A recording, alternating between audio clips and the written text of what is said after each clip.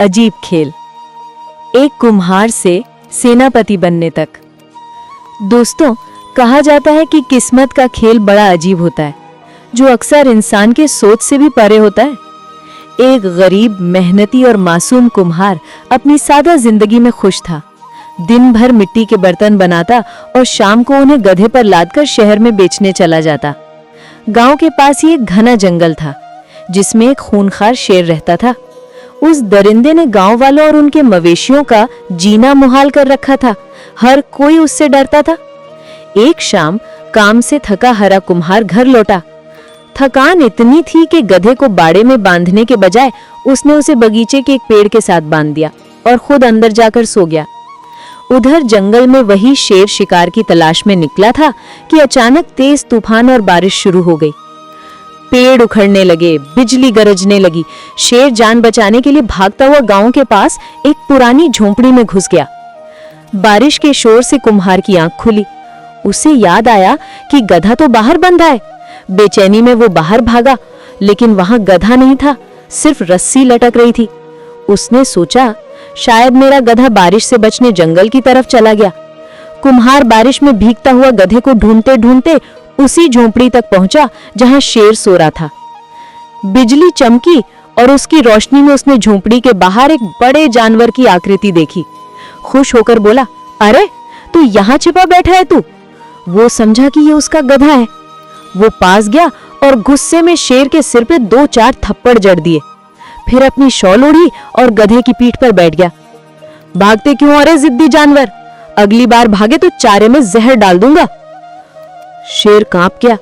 तूफान से पहले ही डरा हुआ था, अब ये नया रहस्यमय इंसान उसके ऊपर बैठा था। डर के मारे उसने कोई हरकत नहीं की।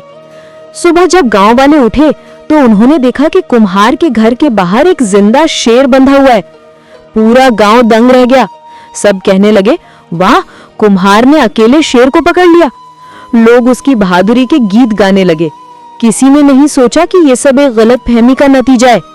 कुम्हार खुद तब हैरान रह गया जब उसने देखा कि उसका गधा दरअसल शेर था। कुछ दिन बाद पड़ोसी राज्य के राजा ने हमला कर दिया। हमारा राजा बहुत परेशान था, क्योंकि दुश्मन की फौज कहीं ज्यादा ताकतवर थी। उसी वक्त उसके वजीर ने कहा, हुजूर, हमारे राज्य में एक ऐसा बहादुर आदमी है जिसने अकेले शेर को पकड़ लिया था। वही इस फौज की कमान संभाल सकता है। राजा ने तुरंत कुम्हार को बुला भेजा। बेचारा कुम्हार डर गया। मैं तो तलवार तक नहीं उठा पाया, सेनापति कैसे बनूंगा? लेकिन किस्मत का लिखा कौन बदल सकता है। उसे फौज का सेनापति बना दिया गया। सुबह जब जंग का दिन आया तो कुम्हार घोड़े पर चढ़ने की कोशिश करने लगा। वो पहली बार घोड़े पर सवार हो रहा था, डर के मारे पसीने पसीने। उसकी बीवी ने मदद की। मैं तुम्हारे पैर रस्सी से बांध देती हूँ ताकि तुम गिरो मत। कुम्हार ने हामी भर दी।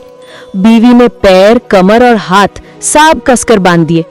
इतने में घोड़ा अचानक बेकाबू होकर दौड़ पड़ा।